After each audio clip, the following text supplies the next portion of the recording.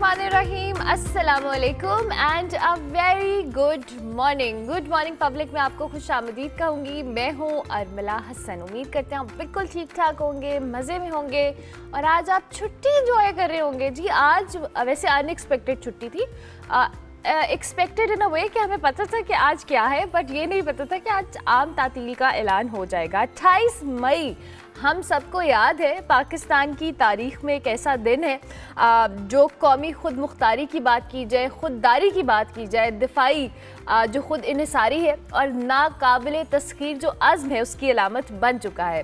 तारीख़ी दिन जब 1998 में पाकिस्तान ने भारतीय एटमी धमाकों का भरपूर जवाब देते हुए चागी के पहाड़ों में 5 कामयाब एटमी तजर्बात किए थे और दुनिया की 7वीं और पहली इस्लामी एटमी ताकत के तौर पर उभरा था। यौम तकबीर जी ना सिर्फ पाकिस्तान की अस्करी कुव्वत का इजहार है, बल्कि इस दिन इस सियासी जुर्रत, कौमी इत्तेहाद की भी याद दिलाता है जिसने पाकिस्तान के दिफा को, पाकिस्तान को नाकाबिले तस्खीर दिफा फराहम किया है। इस साल का जी यौम तकबीर एक और अहम कामयाबी के साथ हम सब जानते आए हैं, जब हाल ही में भारत के साथ जो कशीदगी है उसमें पाकिस्तान की मुसल्लह फ़ौज ने एक बार फिर जो कह लें अपनी प्रोफेशनलिज्म, महारत और दिफाई सलाहियतों का भरपूर मुजाहरा किया और यौम तकबीर के हवाले से आज हम इसको सेलिब्रेट कर रहे हैं और पाकिस्तान की एटमी ताकत बनने की याद दिलाता है और ये भी जाहिर करता है कि पाकिस्तान अपनी दिफाई सलाहियतों को मुसलसल बेहतर बना रहा है और इसका सबूत रिसेंट टाइम्स में हमने देखा है। और इसके साथ साथ जी आज हम यौम तकबीर पे तो बात करेंगे चूँकि आज मुल्क भर में आम तातील का ऐलान किया गया है और इसके साथ साथ खुसूसी तकरीबात है, फिर ओवरऑल कुछ हम सेलिब्रेशंस के मनाजिर देखेंगे पूरा दिन,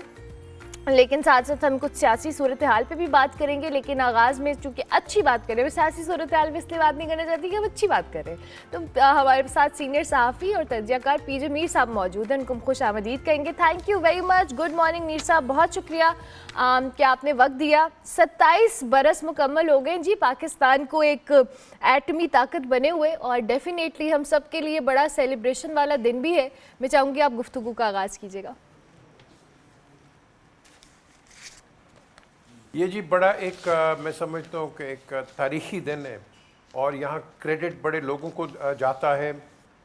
शुरू में अगर आप जाएं हिस्ट्री में तो 70s में एक डॉक्टर उस्मानी होते थे, पाकिस्तान एटॉमिक एनर्जी कमीशन, ये शुरू प्रोग्राम हो गया था। लेकिन 74 में जुल्फ़कार अली भुट्टो साहब ने इसको इनिशिएट किया और इसके पीछे कई लोग हैं। उर्मिला, कईयों से मैं मिलता भी रहा हूँ जिन्होंने बहुत पीछे बैठ के हमारे न्यूक्लियर प्रोग्राम की मदद की, काम किया।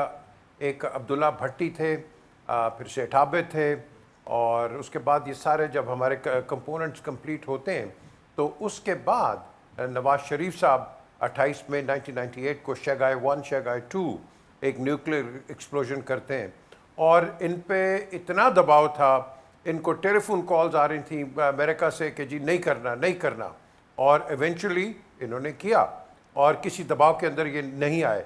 सो ग्रेट क्रेडिट टू हिम कि आज हम वो दिन देख रहे हैं कि जो हमने एक रिस्पांस के लिए अपना प्रोग्राम बनाया है, हमने कोई एग्रेशन के लिए नहीं बनाया। हमने ये प्रोग्राम इसलिए बनाया क्योंकि इंडिया न्यूक्लियर गया था और अगर वो न्यूक हो जाता है तो फिर हम यहाँ बैठ के क्या करते हैं। तो आज एक डिटरेंट है कि आप देख लो कि ये जो एक पहलम नगर का ये जो क्लैश हुआ है, इसके अंदर मैं समझता हूँ इस डिटरेंट ने काफ़ी एक डिफ्यूजन क्रिएट किया है। सो वेल डन हमारी पूरी पाकिस्तान, और ये पूरे पाकिस्तान को मुबारक जाता है कि ऑनेस्टली कि हम इस मौके पे पहुंचे। और याद रखो Urmila, this is the only Islamic country which has a bomb. इसको कहते हैं इस्लामिक न्यूक्लियर बॉम्ब और ये बड़े फ़ख्र की बात है। और बाकी जो मुसलमान मुल्क हैं, मुस्लिम उम्मा है, कम अज़ कम हमारी तरफ तो ज़रूर देखती है कि हम एक न्यूक्लियर पावर बने। So all in all I think आपने कहा कि इसको हम सेलिब्रेट करेंगे, बिल्कुल सेलिब्रेट करेंगे। और मैं समझता हूँ कि आज फॉर्मर प्राइम मिनिस्टर को भी ज़रा टीवी पे आना चाहिए और बताएं कि जब उन्होंने ये एक्सप्लोजन किया था तो क्या रिएक्शन था, क्या बात हुई थी। I think it will be a great historical thing for us. Definitely Mir साहब, अभी आपने बात की कि रीसेंट टाइम्स में अभी जो हमारी भारत के साथ एक कशीदगी का मामला भी हुआ है, अगर पाकिस्तान एक न्यूक्लियर स्टेट ना होता तो डेफिनेटली हम पे प्रेशर और तरह से होता है, और पाकिस्तान की वैसे अगर हम देखें ऑन द अदर हैंड हमारी जो दिफाई ताकत है उस चीज़ का कोई कंपैरिजन नहीं है फॉर शो। लेकिन दो न्यूक्लियर स्टेट्स जहाँ पे हम इंडिया पाकिस्तान की बात करें, हमारा जो स्टैंस है जाहिर है जिस तरह से इंडिया हमें बहुत लाइट लेने की कोशिश कर रहा था, कहीं ना कहीं ये चीज़ ऐड ऑन हुई है, और इसमें हमारी जो आपने भी जिन लोगों को क्रेडिट भी दिया, आई थिंक कि ये बड़ा ज़रूरी था उस टाइम, शायद हमें रियलाइजेशन हो या ना हो, अब आई थिंक वो चीज़ और एक्यूरेट या अप्रोप्रिएट टाइम है उस चीज़ की रियलाइजेशन का। बिल्कुल आपने सही कहा है, और आई थिंक क्रेडिट आप जब हम बात करते हैं तो डॉक्टर कदीर और डॉक्टर मोहम्मद, ये सारे लोग हैं जो कि मैं समझता हूँ कि जिन्होंने एक टीम बन के KRL से ये हमारे सामने एक ऐसी चीज़ प्रोड्यूस हुई है। लेकिन देखें, इंडिया ने ये जो बनाया न्यूक्लियर प्रोग्राम, ये पाकिस्तान के लिए नहीं है, ये इन्होंने तैयार किया था चाइना के लिए। क्योंकि देखो पाकिस्तान को न्यू करके क्या करेंगे, लेकिन डेवलपमेंट्स ऐसी हो गई हैं कि अब हमें भी एक डेटरेंट चाहिए था, क्योंकि हिंदुस्तान ज़्यादतियाँ कर रहा था। आपने कश्मीर में देखा उनकी जो इंडिजिनस मूवमेंट्स हैं उसको ये सप्रेस करता है और कैसे करता रहा। फिर आपने इनको देखा कि इनका जो अंदर जो इन्होंने डिवीज़न क्रिएट कर दिया है, हालांकि वहाँ ज़्यादा मुसलमान हैं हिंदुस्तान में, लेकिन इन्होंने जो डिवीज़न क्रिएट कर दिया है between the Hindus and the Muslims, वो इस बीजेपी ने किया है। ये इसको मैं कहता हूँ ब्लडी इसलिए क्योंकि इसने इतना ब्लड बहाया है इनोसेंट सिविलियंस का। आपने ये देख लो अभी जो इन्होंने यहाँ मिसाइल्स मारे, इनोसेंट बच्चे मारे हैं।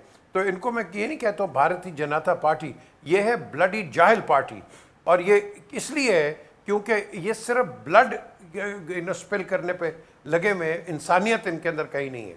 तो ये एक डेटरेंट है, बिल्कुल एक स्ट्रॉन्ग डेटरेंट है, और इसमें बड़े और लोग हैं जिनके भी नाम ले सकते हैं, लेकिन ये आपके सामने जो मेन बंदे थे, मैं समझता हूँ कि इनको फुल क्रेडिट देना चाहिए, और बच्चे को बताना चाहिए कि हमारा न्यूक्लियर प्रोग्राम क्या है।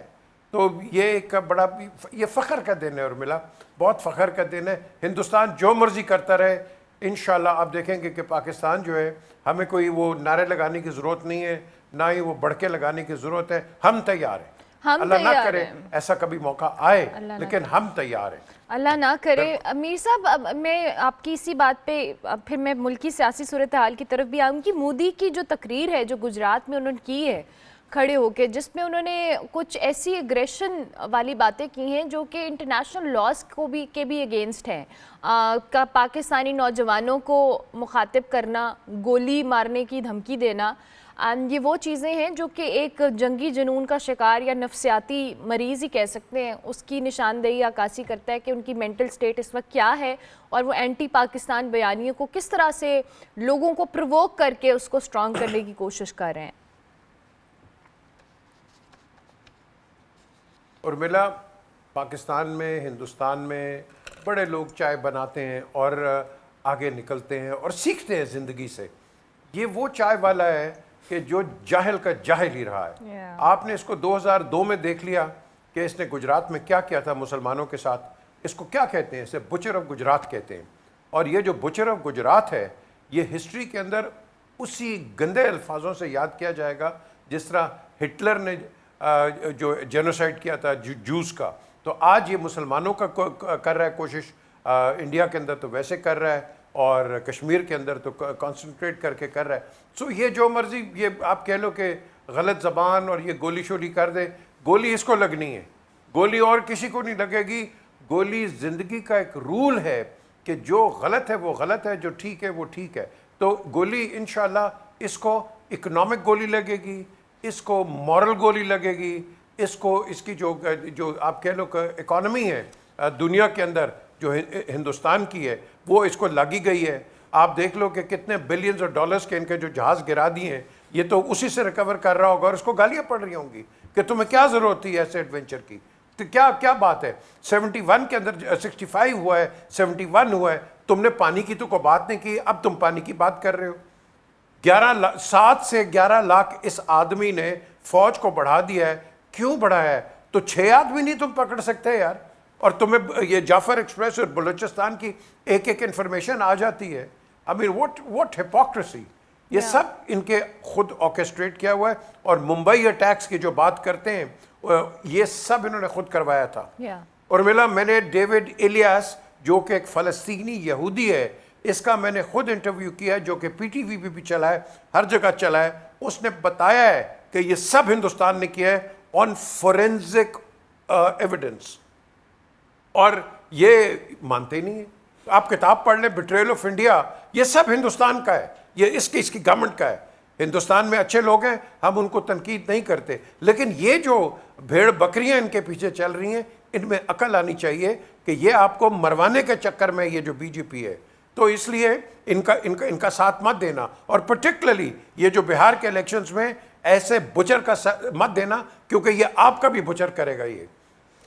अनफॉर्चुनेटली आई होप कि ये जो अब इन्होंने एंटी पाकिस्तान एक बयानिया बनाकर हमेशा से वोट बैंक गेन करने की कोशिश की है, आई होप कि इट एंड्स समडे और लोगों को भी रियलाइजेशन हो कि किस तरह से ये खत्ते के अमन को भी नुकसान पहुंचा रहा है। मीर साहब, मुल्की सियासी सूरत हाल में पीपल्स पार्टी की तरफ तो मैं जाऊँगी, लेकिन उससे पहले तहरीक इंसाफ, अलीमा खान साहब का एक बयान है, उन्होंने कहा है कि जी रियासत से मुकालमे की कुछ पेशकश भी की है।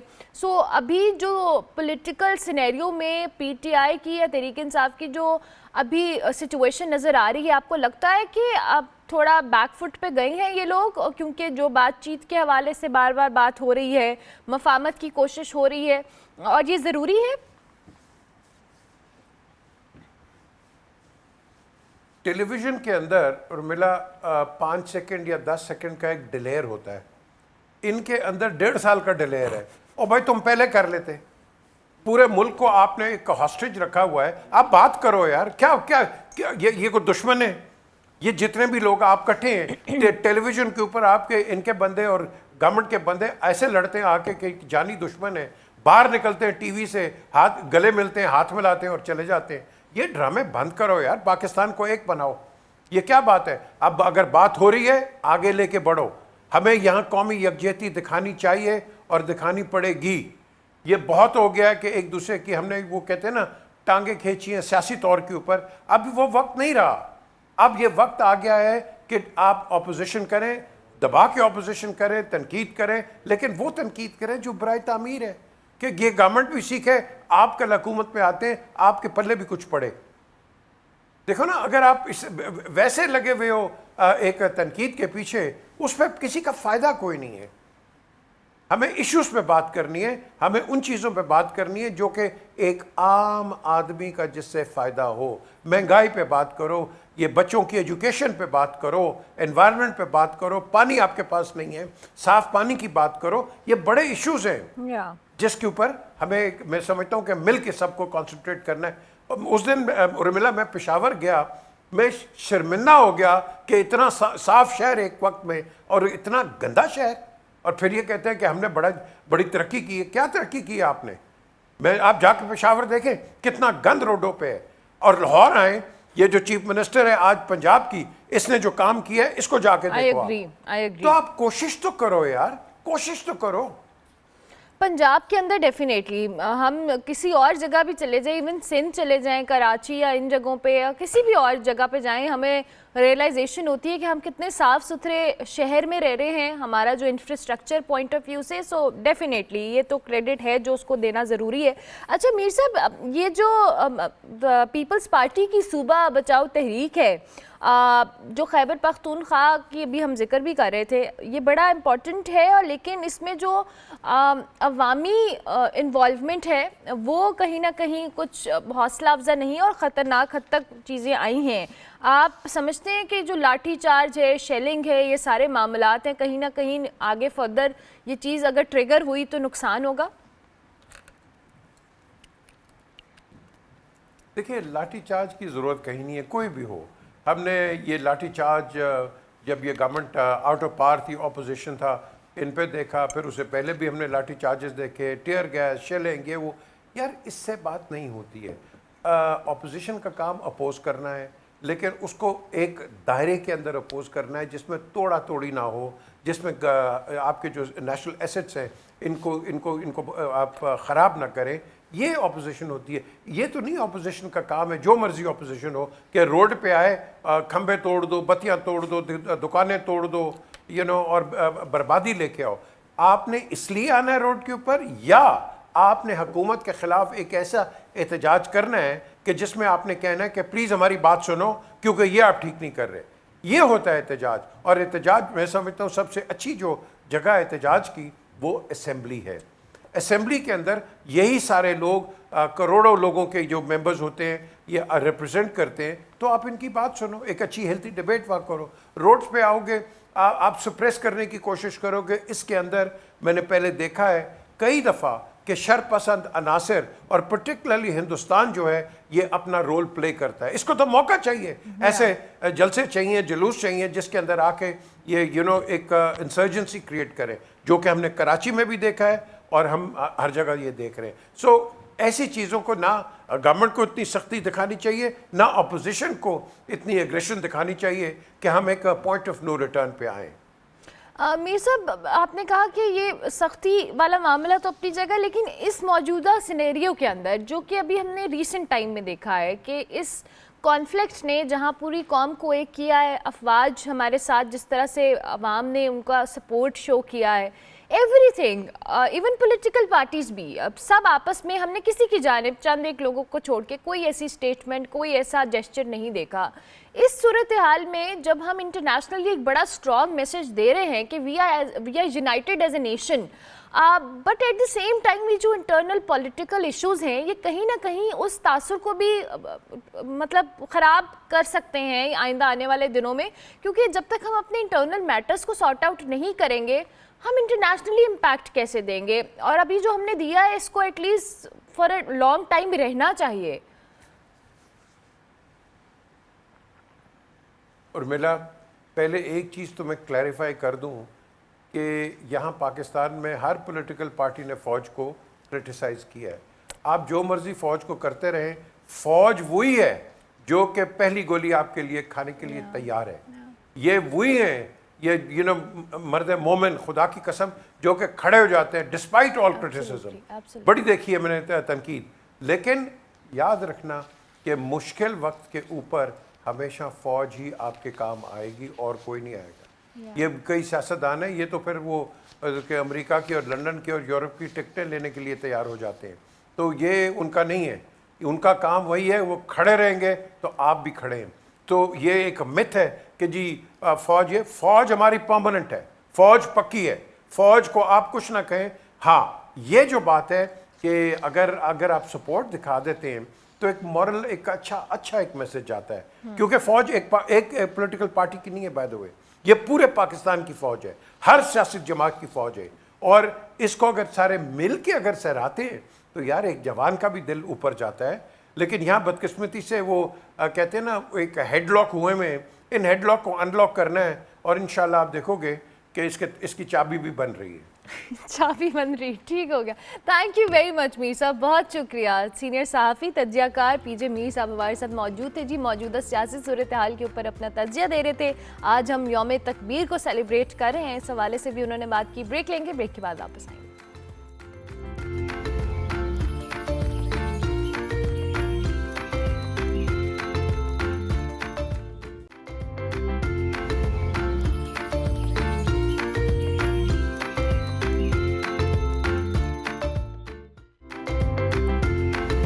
Welcome back to good morning public जी। वैसे तो बारिशें मौसम को जहाँ पे खुशगवार करती हैं वहाँ कहीं ना कहीं बहुत सारे मसाइल भी साथ लेकर आती हैं। गुज़िश्ता रोज़ जी इस्लामाबाद और रावलपिंडी में और मुल्क के मुख्तलिफ इलाकों में बारिश हुई, मौसम खुशगवार हुआ, लेकिन कई मकामात पर जो निज़ाम ज़िंदगी है वो ख़ासा मुतासर हुआ है। मुख्तलिफ इलाकों से नुकसानात की इतलात भी आई हैं, जिसमें टेक्सला है, वाक कैंट है, ईसा खेल है, हसन अब्दाल है। ये वो इलाके हैं जहाँ पे इंफ्रास्ट्रक्चर और बिजली के निज़ाम समेत कई मुश्किलात सामने आई हैं।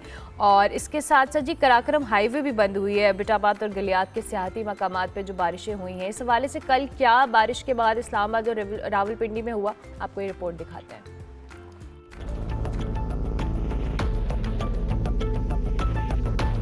दिन में रात का समा, सूरज को काले बादलों ने ऐसा ढांपा कि रात का गमा होने लगा। मुसलसल 1 घंटे तक तेज हवाओं का राज रहा। देवकामत, दरख्त और बिल बोर्ड्स भी उखड़ गए। बारिश और बूंदाबांदी से गर्मी की शिद्दत तो कम हुई, लेकिन तूफानी हवाओं ने निजाम जिंदगी को मफलूज कर दिया। अपारे में तेज हवा से दरख्त गाड़ी पर आ गिरा, जिससे गाड़ी मुकम्मल तौर पर तबाह हो गई। ताहम कोई जानी नुकसान नहीं हुआ। शहरियों ने माली नुकसान पर दुख का इजहार किया। रास्ते से गुजर रहा था और बंदा और दरख्त ऊपर से आ गया। मैंने इतना जोर से आवाज कर दिया, मैंने बोला या अल्लाह उसको बचा दे। नहीं तो शुक्र है बंदा बच गया और गाड़ी पे वो लग गया। और जब भी ये आंधी चलती है किसी न किसी का नुकसान होता है। इससे पहले कि कोई बड़ा नुकसान हो तो गवर्नमेंट को चाहिए कि इसका कोई हल करे। Blue area, F7, F11, G10 समेत कई सड़कों पर दरख्त गिरने से ट्रैफिक की रवानी मुतासर हुई। बाज मुकामात पर छतों पर नस्ब सोलर पैनल्स भी उखड़ गए। शहर के चंद एक मुकामात पर बिजली का निजाम भी आर्जी तौर पर मुअत्तल रहा। दूसरी जानिब इंतजामिया ने हंगामी सूरत हाल के पेश नजर इमदादी काम भी तेज कर दिए। महकमे मौसमियात के मुताबिक बारिशों का स्पेल आइंदा चंद रोज तक जारी रहेगा। अल्लाह करे कि ये बारिशें रहमत की बारिशें साबित हों। और ये जो दूसरा स्पेल हुआ है, इससे पहले भी हमने इस्लामाबाद में जो एक वेदर का टर्न देखा था, जिसकी वजह से नुकसान बहुत ज़्यादा हुए थे। इवन लाहौर में भी जो आंधी आई थी। लेकिन अब ओवरऑल जो कैजुअल्टीज़ की तादाद है वो भी मुल्क भर में 7 रिपोर्ट हुई हैं। That's very unfortunate. सो हमेशा बारिश की जब भी दुआ करें, खैरियत और रहमत की बारिश की दुआ करें। इसके साथ साथ जी हम ज़रा मौजूदा सूरत हाल मौसम की क्या है अपने नुमाइंदगान से जान लेते हैं। रईस अहमद जो हैं वो हमें इस्लामाबाद से ज्वाइन कर रहे हैं, जबकि नताशा हमें लाहौर से ज्वाइन करी हैं। आप दोनों का बहुत शुक्रिया कि आप लोगों ने मौसम के हवाले से हमें बताया। रईस अहमद साहब, मैं आपकी तरफ पहले आऊँगी। क्या सूरत हाल है जी? कल तो बड़ी गरज चमक के साथ बारिश हुई, मौसम उसके बाद कुछ चेंज हुआ या अभी भी गर्मी है इस्लामाबाद में? जी बिल्कुल, मारगला की पहाड़ियों में घिरा ये जो वफाकी दारुल हुकूमत इस्लामाबाद है, अगर इसके मौसम की बात की जाए तो इस वक्त तो धूप निकली हुई है और जो सूरज है वो अपनी आबोताब से चमक रहा है। मगर जो हवा है, ठंडी हवाएं जो चल रही हैं, वो गर्मी का जो टेम्परेचर है वो उसे ऊपर जाने की जो वो नहीं जाने दे रही। अगर इसी तरह गुज़श्ता रोज़ की बात की जाए तो गुज़श्ता रोज़ में इस्लामाबाद में फौरी तौर पर 1 घंटे के अंदर अंदर ही जो आंधी, तूफ़ान, गर्द गुबार हवाएं जो हैं उन्होंने तबाही मचाई दी थी। मुख्तलिफ़ मकामात पर जो है वो दरख्त गिरने के हवाले से रिपोर्ट हुआ। इसी तरह रावलपिंडी में भी गर्द आलूद हवाएं जो चल रही थी और उससे 2 बच्चे जो हैं वो ज़ख्मी होने की जो वो इतला सामने आई और 2 जो हैं वो एक ख़वातीन और एक बुज़ुर्ग शहरी भी जो है वो भी ज़ख्मी हुए। मुख्तलिफ़ घरों की छतें जो हैं, छतों में जो लगे सोलर पैनल हैं वो उड़ गए।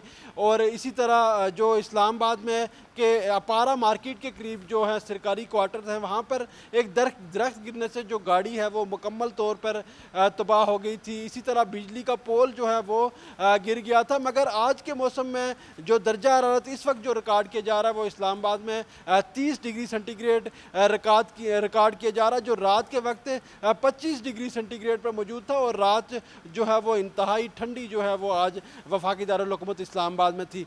इसी तरह जो इस्लामाबाद के साथ मरी की बात की जाए, वहाँ पर भी क्योंकि ठंडी हवाओं का राज था, रात जो है वो बिल्कुल गर्मी नहीं थी मरी के इलाके में। इसी तरह मुजफ्फराबाद में एक जो है वो नाखुशगवार वाक़या रिपोर्ट हुआ, वो कि जो बलग्रां जो जगह का इलाका है वहाँ पर क्लाउड बर्स्ट हुआ, जिसके बायस क्लाउड बर्स्ट की वजह से जो एक खातून है और एक जो उसकी बेटी है वो जो है वो मौका पर ही जान बाक हो गई थी और उनको रेस्क्यू की इमदादी टीमों ने बाद में फिर वो क्लाउड बर्स्ट के जो पानी पे बह गई थी और वहाँ से उनको निकाला गया।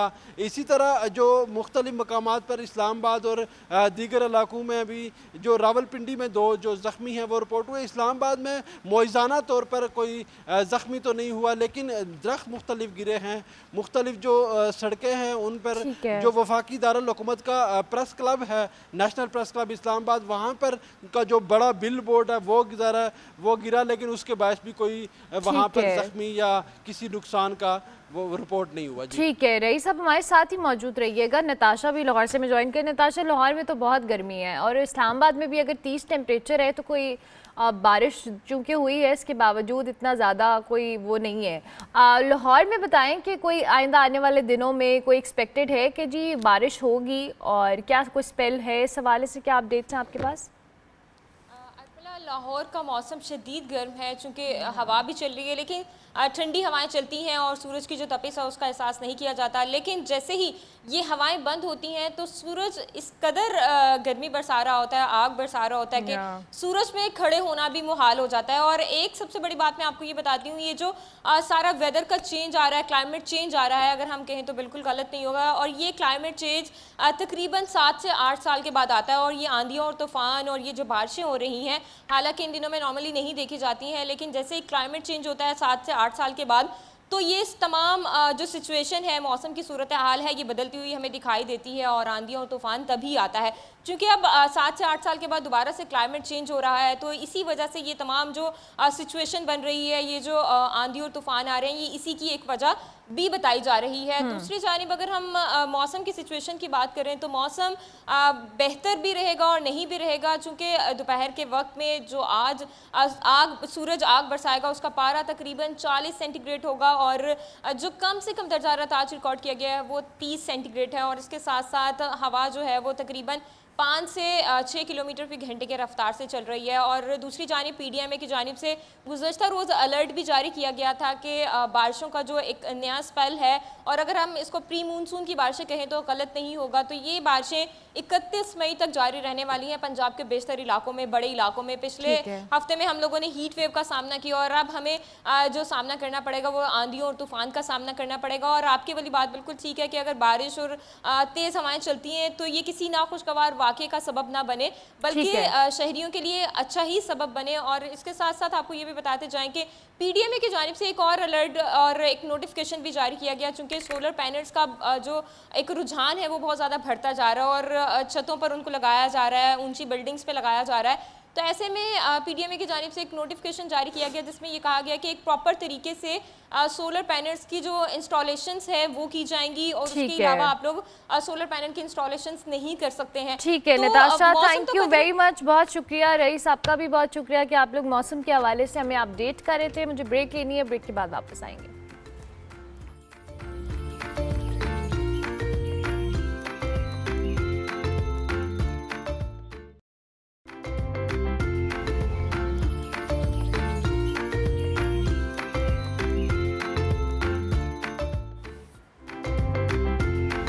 Welcome back to good morning public. जी ब्रेक के बाद वापस आ गए हैं। अब पाकिस्तान के जो मुख्तलिफ स्टार्टअप्स हैं वो दुनिया भर में अपनी जो कह लेना कामयाबियों के झंडे गाड़ रहे हैं। पाकिस्तान के तालीमी स्टार्टअप इकोसिस्टम में जी पाकिस्तान के जो तलबा हैं उनकी शानदार कामयाबी भी ज़ाहिर सामने आई है।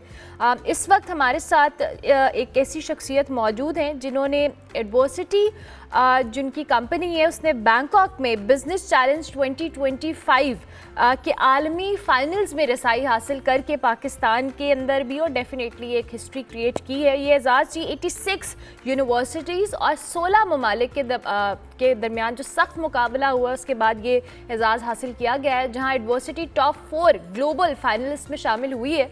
इस सफ़ में दुनिया की जी नॉम्बर जो यूनिवर्सिटीज़ हैं जिसमें हार्वर्ड भी शामिल है, इस साल की मजमूई फातेह रही है। पहला मौका है कि 23 साल तारीख में कोई पाकिस्तानी टीम इस मुकाबले के फ़ाइनल मरहले तक पहुंची है। एडवर्सिटी के जो बानी है साद सिद्दीकी, उनकी क़यादत में ये स्टार्टअप पाकिस्तान और मशरिक़ वस्ता में 12,000 से ज़ायद जो तलबा हैं इनको AI, ब्लॉकचेन और Web3 जैसी जो जदीद शोबा जात है उसमें ट्रेनिंग्स फराहम कर रहा है। इनकी खदमात को प्राइम मिनिस्टर और प्रेसिडेंट ऑफ पाकिस्तान की जानिब से भी सराहा जा चुका है और इस वक्त साद सिद्दीकी हमारे साथ मौजूद हैं। हम थोड़ा सा इस बैंकॉक में होने वाले कंपटीशन के हवाले से भी जानेंगे, इनकी कंपनी के हवाले से भी बात करेंगे। Thank you very much Saad, good morning, I hope you are doing well and congratulations. कैसा लग रहा है? Thank you so much first of all for having me.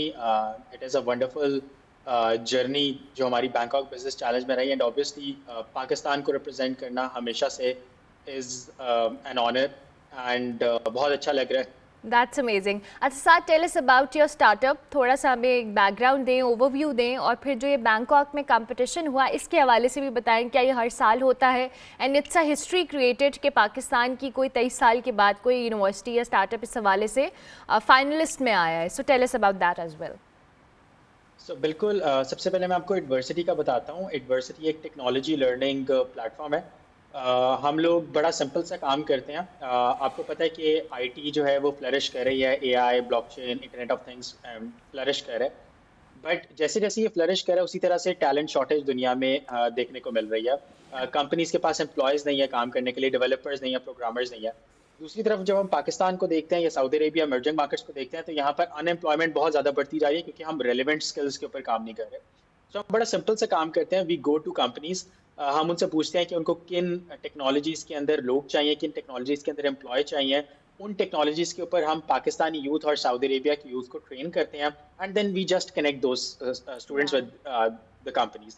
सो हमारे जो स्टूडेंट्स हैं वो काम करते हैं सिलिकॉन वैली बेस्ड कंपनीज के साथ। हमारे पास 200-250 से ज़्यादा कंपनीज जो है वो लिंक्ड हैं, जिनके साथ हम डेली बेसिस के ऊपर काम कर रहे होते हैं, जिसमें गूगल है, ट्यूरिंग है, स्पॉटिनेट है, साइबर सिक्योरिटी की कंपनी, और बहुत सारी technology services company Silicon Valley और यूरोप, यूके एंड यूरोप में जो है वो काम करती हैं। That's amazing, that's amazing. So मुझे ये बताएं कि अब जिस कंपटीशन का हम जिक्र कर रहे हैं, जहाँ पे 86 यूनिवर्सिटीज़ थी, 16 कंट्रीज़ थी और उनके दरमियान ये मुकाबला हुआ, सो आपकी ऐसी क्या चीज़ थी आपके इस सारे सिनेरियो में कि जो स्टैंड आउट की and you were recognised in finalist में आप लोग आए? अच्छा, से मैं आपको थोड़ा सा बैंकॉक बिजनेस चैलेंज का बताता हूँ। ये एशिया का सबसे लंबा चलने वाला एक कंपटीशन है और ये 23 ईयर्स से हो रहा है। ओके। और कभी भी 23 सालों के अंदर पाकिस्तानी यूनिवर्सिटी सेमीफाइनल में भी नहीं पहुंची। सो हमारा जो सेमीफाइनल से पहले वाले राउंड से वो ऑनलाइन हुए थे, एंड उसके बाद सेमीफाइनलिस्ट जो थे उनको फिर 20 मुल्कों से 16 मुल्कों से जो थे उनको बुलाया गया था बैंकॉक के अंदर, जिसके अंदर हार्वर्ड होता है, MIT होता है, स्टैनफोर्ड जैसी यूनिवर्सिटी होती है, वॉशिंगटन यूनिवर्सिटी होती है। सो पाकिस्तान कभी सेमीफाइनल्स तक नहीं पहुंचा था। तो हम जब सेमीफाइनल्स में पहली दफ़ा पहुंचे और हमें ये न्यूज़ मिली तो हमें थोड़ा सा अंदाज़ा हुआ कि we are doing something right. Plus जो इस साल का सारा जो फ्लो था वो था सस्टेनेबिलिटी के ऊपर। यूनाइटेड नेशंस के जो 17 सस्टेनेबिलिटी डेवलपमेंट गोल्स हैं उनके ऊपर था। तो हम उनके ऊपर बड़े डायरेक्टली रिलेट कर रहे हैं। हम लोग क्वालिटी एजुकेशन के ऊपर काम कर रहे हैं, हम डिसेंट वर्ल्ड इकोनॉमिक ग्रोथ के ऊपर काम कर रहे हैं, हम जेंडर इक्वालिटी के ऊपर काम करें। यूनिवर्सिटी के अंदर 60% जो लर्नर्स हैं दे आर वुमेन। उसके ऊपर हम पार्टनरशिप और गोल्स के ऊपर काम कर रहे हैं। सो हम हमारी ये जो SDGs के ऊपर फोकस रहा है उसकी वजह से हम इस पोजीशन तक पहुंचे कि हमने स्टैंड आउट किया और हमने shoulder to shoulder Harvard University जैसे इदारों के साथ कम्पीट किया। Lovely, I am so glad. ये बहुत अच्छी अचीवमेंट है और डेफिनेटली इससे पहले आपको पाकिस्तान के अंदर भी इस हवाले से अप्रिसिएशन, चाहे वो प्राइम मिनिस्टर हो या प्रेसिडेंट हो, उनकी जानिब से दिया गया। अच्छा साथ, आप तो बता रहे थे कि आपने यंगस्टर्स को और ख़ास तौर पे ख़वातीन को ट्रेन कर रहे हैं, और जैसे हम AI और दीगर ब्लॉकचेन्स का जिक्र कर रहे हैं, दुनिया भर में इस पे बहुत ज़्यादा काम हो रहा है और कहीं ना कहीं वी फील, आप जैसे बहुत सारे एक्सपर्ट्स भी जब हमारे पास आते हैं कि हमने शायद इसका जो स्टार्ट है वो लेट लिया है। आप इस चीज़ से अग्री करते हैं कि हम थोड़ा, जहाँ दुनिया बहुत ज़्यादा हर चीज़ में AI पे रिलाई करना शुरू हो गई है या एडवांस हो रही है, हम कहीं ना कहीं एक स्टेप पीछे हैं, या हम अब इस सिचुएशन में आ चुके हैं कि हम दुनिया भर से कम्पीट भी कर सकते हैं? We have a lot of potential. अच्छा, in terms of potential Pakistan has a lot. जो पाकिस्तानी यूथ है, जो पाकिस्तान का टेक टैलेंट है, that is famous worldwide. हम पूरी दुनिया में जाते हैं और कोई ना कोई जो बंदा होता है कॉन्फ्रेंस के ऊपर वो ये कहता है कि my company has an employ in tech from Pakistan. So that is a big thing for us. हम थोड़ी डिलेड ज़रूर चल रहे हैं, लेकिन हम बहुत ज़्यादा लेट नहीं है। उसका ये है कि हम लोग अगर देखें AI को, अगर हम टेक्नोलॉजी बात करें तो शायद AI के अंदर हम थोड़े से पीछे रह गए हैं। AI ट्रांसफॉर्मेशन हमें चाहिए। हमारी कंपनीज जो काम कर रही हैं, जो लोकली काम कर रही हैं, उनको AI के ऊपर चाहिए ताकि वो अपनी एफिशिएंसी को बूस्ट करें। लेकिन कुछ टेक्नोलॉजीज हैं ब्लॉकचेन। अब ब्लॉकचेन और क्रिप्टो की अगर हम बात करें तो Pakistan is ahead of the world. So Pakistan की गवर्नमेंट भी बड़े स्टेप्स ले रही है। पाकिस्तान क्रिप्टो काउंसिल बनाया है, पाकिस्तान की डिजिटल एसेट्स अथॉरिटी बन रही है। सो अभी these things are so fast in Pakistan. So अगर हम नेगेटिविटी के हिसाब से देखें तो हम कह सकते हैं कि हम शायद पीछे जा रहे हैं, लेकिन इन एक्चुअल हम बड़े अच्छे टाइम के ऊपर फ्लो करें। और मैं इस आपके प्रोग्राम से ये बात सबको बताना चाहता हूँ कि अगर आप एआई के अंदर करियर नहीं बना सके, अगर आपको लगता है एआई में आप लेट हो चुके हैं, या आपको लगता है, दुनिया को नहीं लगता, ठीक है, दुनिया के लिए this is the right time, this is the right time to work. Wow, that's amazing and I am glad कि हमने ये चीज़ को एडजस्ट किया, because most of the time जब यहाँ पे लोग आते हैं दे टॉक कि जी हम बहुत पीछे रह गए हैं, हमारे पास पोटेंशियल है, हमारे पास रिसोर्सेज नहीं है, हमने अपने यंगस्टर्स को ट्रेन नहीं किया। सो टॉकिंग अबाउट ट्रेनिंग साथ हमारे यहाँ जो ट्रेन करने का सिस्टम है और इस नई टेक्नोलॉजी से अवेयर करने का सिस्टम है, व्हाट डू यू फील कि हमें मज़ीद स्टेट लेवल के ऊपर भी, और आप जैसे स्टार्टअप्स जो ऑलरेडी काम कर रहे हैं, कितनी ज़्यादा ज़रूरत है कि हम यंगस्टर्स को इस तरफ लेकर भी आएँ, उनका इंटरेस्ट डेवलप हो और उसके बाद वो उसमें ट्रेनिंग्स करें, और जैसे आप प्लेटफॉर्म फराहम कर रहे हैं कि सऊदी या दीगर जो यूरोप की कंपनीज़ हैं उनके साथ वो काम करें, तो और पोटेंशियल इसको क्रिएट किया जाए to work such with such companies. बिल्कुल जी, स्टेट लेवल के ऊपर करने की बहुत ज़्यादा ज़रूरत है, और स्टेट लेवल के ऊपर जब तक इम्प्लीमेंट नहीं होगा तब फिर शायद हम आप कह सकते हैं कि पीछे रह जाएंगे। तो स्टेट की बड़ी रिस्पॉन्सिबिलिटी है इसके ऊपर। प्लस अगर आप 90% कंपनी से पूछेंगे तो वो ये कहते हैं कि जो लोग हमारे पास आते हैं ना, हमें उनको दोबारा से ट्रेन करना पड़ता है क्योंकि वो इररेलेवेंट एजुकेशन लेकर आए होते हैं। सो हमारी स्टेट को, हमारी मिनिस्ट्री ऑफ एजुकेशन को, मिनिस्ट्री ऑफ प्रोफेशनल एजुकेशन को इसके ऊपर बड़ी तवज्जो देने की ज़रूरत है कि हमारी यूनिवर्सिटीज़ के अंदर, टेक्निकल स्टेट्स इंस्टीट्यूट्स के अंदर क्या पढ़ाया जा रहा है। हमारे पास यूनिवर्सिटी के अंदर जो करिकुलम है वो हर 2 महीने बाद एक रिव्यू साइकिल में चले जाता है, क्योंकि टेक्नोलॉजी इतनी तेजी से अपडेट हो रही है ना कि वो रिकॉर्डेड लेक्चर्स हैं अगर आपके पास, या अगर आपको लग रहा है कि आप यूट्यूब से सीख लेंगे, तो वो सब कुछ 2 महीने बाद आउटडेट हो रहा है। तो इसके लिए बड़ी ज़रूरत है कि हम लाइव लेकर चलें चीज़ों को, गवर्नमेंट के साथ हम खुद भी काम करें। लेकिन अगर मैं बात करूँ, क्योंकि मैं सऊदी के अंदर बड़ा ज़्यादा काम करता हूँ, तो Saudi government is taking the steps to fast. हमें भी उस जैसे काम करने चाहिए, हमें भी नेशनल लेवल करिकुलम्स डेवलप करने चाहिए, नेशनल लेवल टेक्नोलॉजी लर्निंग को करना चाहिए, क्योंकि ये एक कंपनी का काम नहीं है, ये एक गवर्नमेंट का काम नहीं है। इसके अंदर कंपनीज मिलेंगी, गवर्नमेंट्स मिलेंगी, पब्लिक प्राइवेट पार्टनरशिप्स क्रिएट होंगी, उसके बाद हम 22 करोड़ आवाम को ट्रांसफॉर्म कर सकेंगे। इट्स वेरी इंपॉर्टेंट सर, आपने बड़ी अच्छी और ज़रूरी बात की है कि जो हमारा एजुकेशन सिस्टम है, ये जो आप टेक रिलेटेड बात करें, इन जनरल भी बहुत सारे फील्ड से लोग आते हैं एंड दे कंप्लेन कि हमने जो यूनिवर्सिटीज़ में थेरीज पढ़ी हैं या जो हम पढ़ के आ रहे हैं दैट्स इररेलेवेंट, हमें प्रैक्टिकल वो चीज़ें जब इम्प्लीमेंट करनी होती है तो we are far behind then the world. So ये जो टेक्निकल एजुकेशन है या जो प्रैक्टिकल एजुकेशन है, हाउ इम्पॉर्टेंट इज़ दैट, और आपका एक्सपीरियंस कैसा रहा है? और जब आप अब इस तरह के कंपटीशन में, जैसे हम बैंकॉक बिजनेस चैलेंज की बात करें, जब आप गए हैं, व्हाट इज़ योर ऑब्जर्वेशन कि वहाँ पे जो लोग आ रहे हैं उनके एजुकेशन सिस्टम ने उनको कितना हेल्प आउट किया है to reach to certain level या इस लेवल पर आने के लिए? बिल्कुल, हर यूनिवर्सिटी से जो स्टूडेंट्स आते हैं उनकी जो बेसिक ट्रांसफॉर्मेशन हुई होती है वो यूनिवर्सिटी लेवल के ऊपर ही होती है, ठीक है, वो यूनिवर्सिटी लेवल के ऊपर ही ट्रांसफॉर्म होते हैं। पाकिस्तान का सबसे बड़ा मसला जो ये है कि जो लोग पढ़ा रहे हैं उनको खुद वो टेक्नोलॉजीज़ नहीं आती, जो और मैं ये सारी यूनिवर्सिटी लेवल के ऊपर भी बात कर रहा हूँ। हायर एजुकेशन कमीशन का इसके अंदर बड़ा ज़्यादा रोल है। वैसे तो हायर एजुकेशन कमीशन बहुत ज़्यादा सपोर्ट करता है यूनिवर्सिटीज़ को कि आप अपने करिकुलम अपडेट करें, लेकिन कोई रेगुलर चेक्स, कोई पेडागोजिकल चेक्स नहीं लगे हुए हैं हमारी एजुकेशन करिकुलम के ऊपर। यूनिवर्सिटीज़ में पता नहीं क्या पढ़ाया जा रहा है।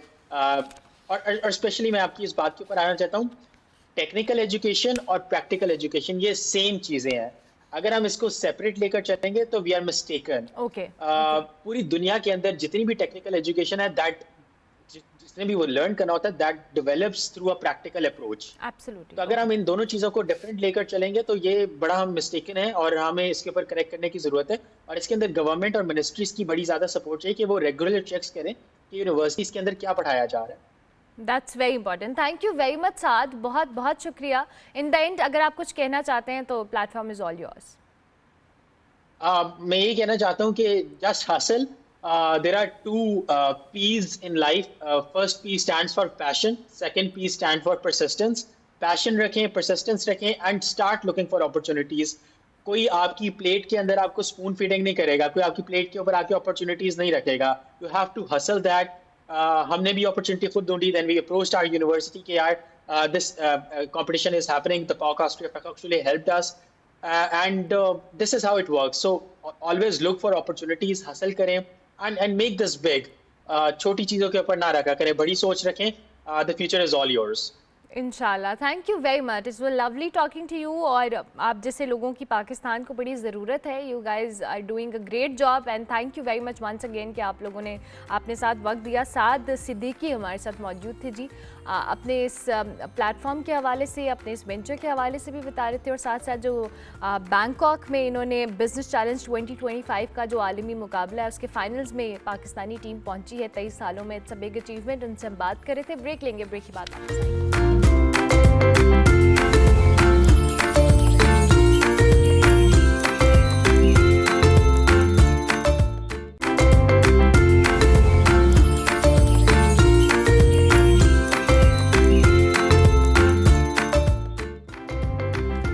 Welcome back to good morning public. अब हम जिस कराची के ऐसे अंडरपास के हवाले से बात करेंगे जो 2023 से ज़ेरे तामीर है और अब भी तामीर के मरहले में ही है।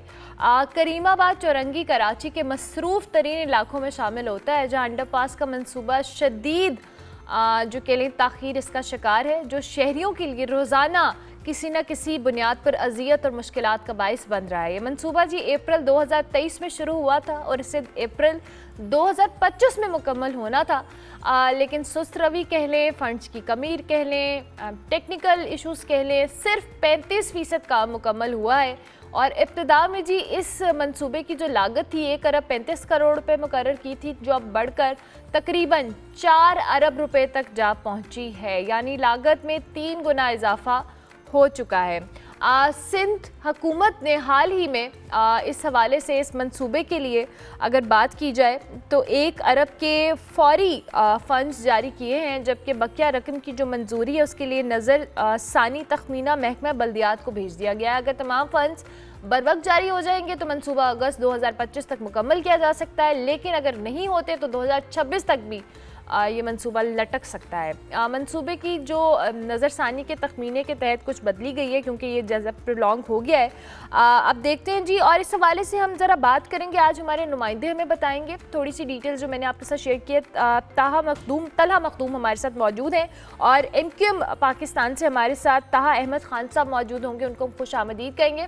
थैंक यू वेरी मच ताहा साहब। आपकी तरफ आने से पहले मैं ज़रा तलहा की जानिब जाऊँगी और थोड़ी सी तफसीलात हम इससे ले लेंगे तलहा से। इस हवाले से आप तलहा मुझे थोड़ा सा बताइएगा, जैसे भी हमने कुछ चीज़ें डिस्कस की हैं, आप हमें बेहतर तौर पे बता सकते हैं कि अप्रैल 2025 में ये मंसूबा कंप्लीट होना था, लेकिन अनफॉर्चुनेटली अभी तक 35% काम हुआ है इस पर।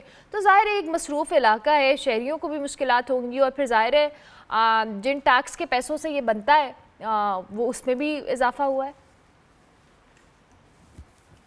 बिल्कुल अर्मला, मैं सबसे पहले तो जो है वो आपको बता चलूँ, जैसे आपने जो है वो बताया बिल्कुल ठीक कि अप्रैल 2023 में इस मंसूबे का आगाज़ होता है, केयर टेकर गवर्नमेंट होती है, उस दौरान जो है वो इसका संगे बुनियाद रखा जाता है। लेकिन इसको पहले मरहले में जो ऐलान किया गया था वो बताया गया था कि अगस्त 2024 में जो है वो इस मंसूबे को मुकम्मल किया जाएगा और आवाम के लिए इस मंसूबे को खोल दिया जाएगा। इसके बाद जो है वो इसके जो तखमीना था उसमें इजाफा हुआ, इसके बजट में इजाफा हुआ, एक नई तारीख दी गई जिसमें जो है वो अगस्त 2025 जो है वो डेट दी गई कि 2025 में अगस्त में इसको मुकम्मल कर लिया जाएगा। लेकिन उसके बाद एक दफ़ा फिर इसके बजट में इजाफा होता है और जो है वो ये फिर जो है वो लगता है कि अभी भी मज़ीद इसको वक्त लगेगा 1 साल का इस मंसूबे को मुकम्मल होने में। इसकी अगर हम तखमीने की बात करें तो 1 अरब 35 करोड़ रुपए से शुरू होने वाला मंसूबा जो है वो अब 3 अरब 81 करोड़ रुपए पे पहुंच चुका है।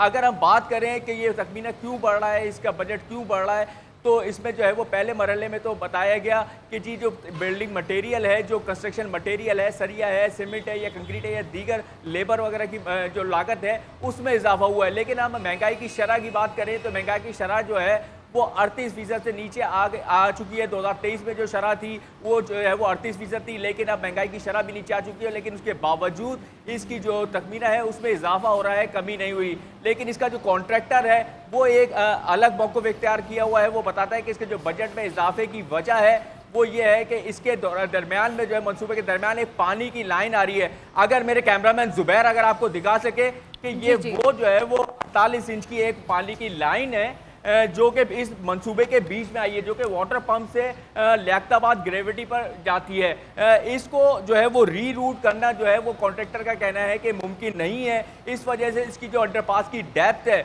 वो पहले 5 मीटर रखी गई थी, लेकिन इस लाइन की वजह से बढ़ाकर जो है वो 7.5 मीटर जो है वो डेप्थ की गई है, जबकि इसकी लंबाई भी पहले 600 मीटर रखी गई थी, लेकिन अब 1080 मीटर इसकी लंबाई रखी गई है। इसकी लंबाई में इजाफा हुआ है, इसकी गहराई में इजाफा हुआ है, जिसकी वजह से इसकी लागत में इजाफा हुआ है। अब भी जो है वो हमारी कॉन्ट्रैक्टर हैं वो इधर मौजूद हैं, लेकिन वो स्क्रीन पे नहीं आना चाहते। वो ये कहते हैं कि वो अगर हमें बजट जो है वो फौरी तौर पे रिलीज़ कर दिया जाए इसका, तो हम अगस्त 2025 में ही इन मंसूबे को मुकम्मल करके गवर्नमेंट के सुपुर्द कर देंगे।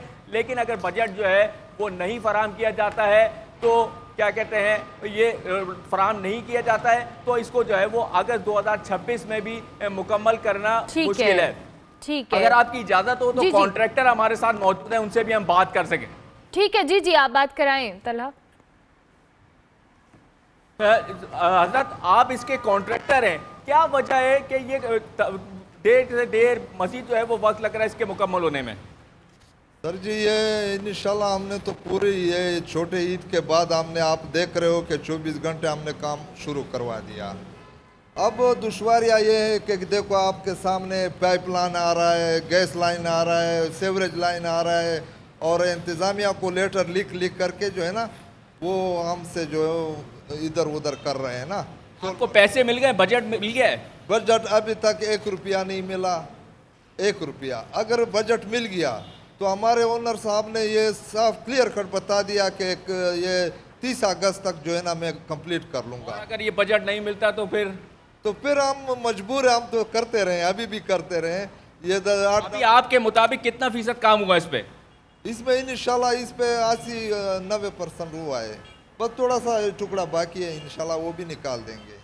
ये कॉन्ट्रैक्टर हैं, ये 80-90% जो है वो दावा करते हैं, सरकारी सतह पे भी 80-90% जो है वो बताया जा रहा है, लेकिन सूरत हाल आपके सामने अरमला कि 35% काम हुआ हुआ है, एक हिस्सा है आई कैन सी दैट जो है वो काम को मुकम्मल किया गया है। ठीक है, इसका आधा काम जो है वो तकरीबन बाकी है। थैंक यू वेरी मच तला, बहुत शुक्रिया कि आप इस हवाले से बता रहे थे और आपने रिपोर्ट भी किया और कॉन्ट्रैक्टर से बात की। ताहा अहमद खान साहब भी चूँकि हमारे साथ मौजूद हैं। ताहा साहब, आपने हमारे जो कॉरेस्पॉन्डेंट हैं तला, इनकी भी बात सुनी और जो अभी ऑन ग्राउंड रियलिटी है वो हम सब कैमरे पे कहीं ना कहीं देख सकते हैं। ज़ाहिर है जब एक मंसूबा ताख़ीर का शिकार होता है उसकी लागत भी बढ़ती है, फिर इंफ्रास्ट्रक्चर्स को लेकर मसाइल को लेकर आवाम के बड़े मसाइल होते हैं और कराची में पहले ही सूरत हाल कुछ इतनी हौसला अफजा नहीं है और अब इस तरह से डिले होना, क्या कमेंट है जी आपका इस पर?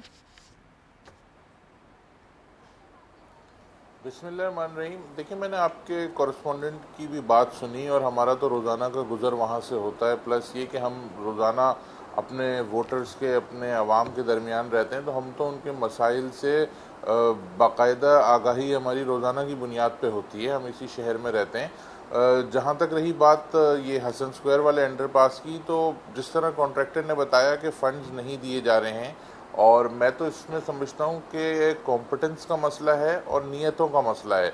आप मुझे बताएं, कोई भी प्रोजेक्ट हम शुरू करते हैं तो उससे पहले उसकी असेसमेंट की जाती है, देखा जाता है कि कितना बढ़ा जा सकता है, महंगाई का इम्पैक्ट इस पर कितना आ सकता है, कौन सी पाइपलाइन जा रही है, कितनी गहराई होगी, कितनी लंबाई होगी, कितनी चौड़ाई होगी।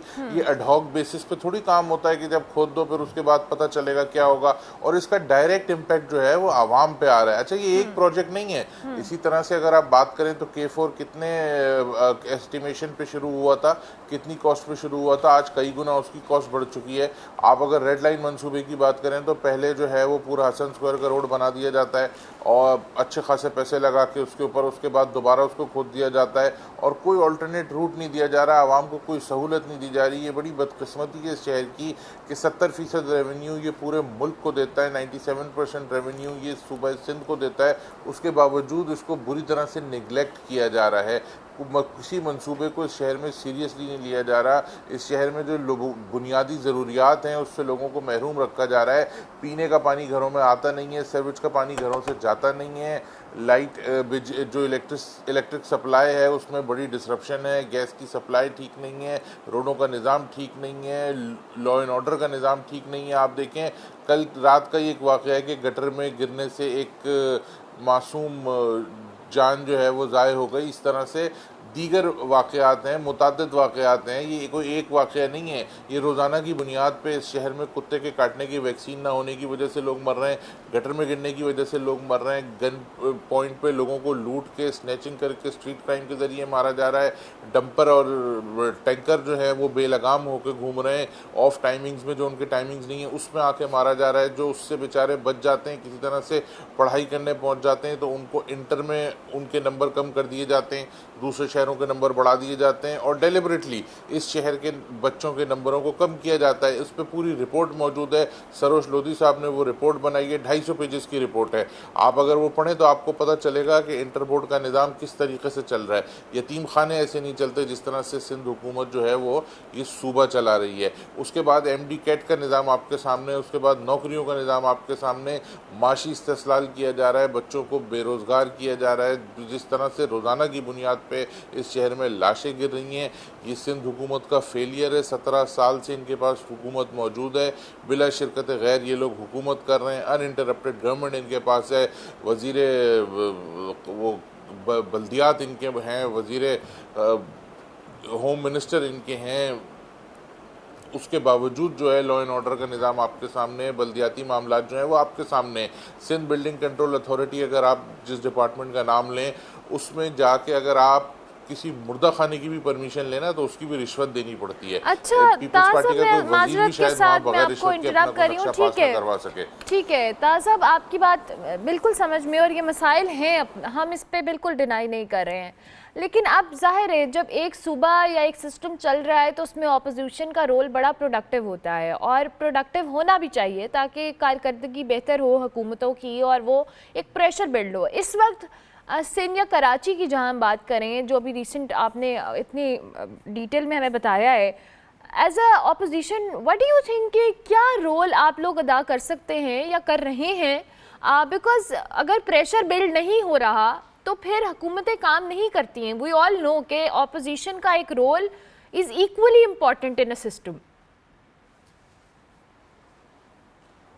बिल्कुल जी, बड़ा आपका अच्छा सवाल है। इसमें मैं आपको बताना चाहूँगा कि इस शहर की आबादी से लेके इस शहर की हल्का बंदियों तक, इस शहर के बच्चों के नंबरों पे इंसाफ कराने से लेके इस शहर के बच्चे जो टैंकर और डंपर के आके मर रहे हैं उनके लिए कंपनसेशन लेने तक, इस शहर की नौकरियों से लेके इस शहर के तालीमी इदारों पे मुनसिफाना दाखिलों तक अगर कोई जमात अपनी आवाज़ उठा रही है और जितना जैसा जो काम हो रहा है वो मुत्तहिदा कौमी मूवमेंट के ही शोर शराबे, प्रेशर और उसकी जो एफ़र्ट्स हैं अपने लोगों के लिए उसकी बुनियाद पे हो रहा है। अगर आप मिसाल लें इस शहर की, कितना अनफॉर्चुनेट है ये कि हल्का बंदियों में भी हमें बोलना पड़ा और इंटरवीन करना पड़ा और इस शहर की 53 यूनियन काउंसिल्स बनी बल्दियाती इलेक्शन से एक दिन के बाद।